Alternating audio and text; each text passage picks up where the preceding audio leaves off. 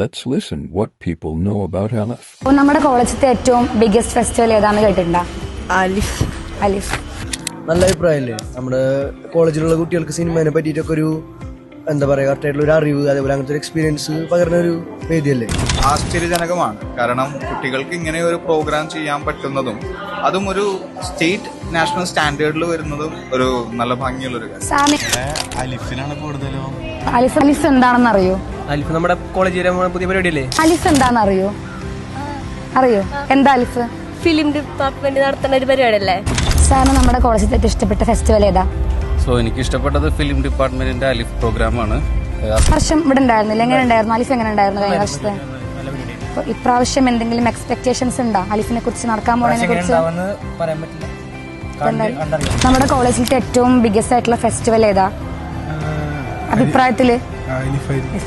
ഇപ്പോൾ എക്സ്പെക്ടേഷൻസ് ഉണ്ടോ? Expectations basically നല്ല ഫിലിംസ് ഉണ്ടാവുമെന്നാണ് ഞാൻ പ്രതീക്ഷിക്കുന്നത്. 3 days പ്രോഗ്രാമാണ്.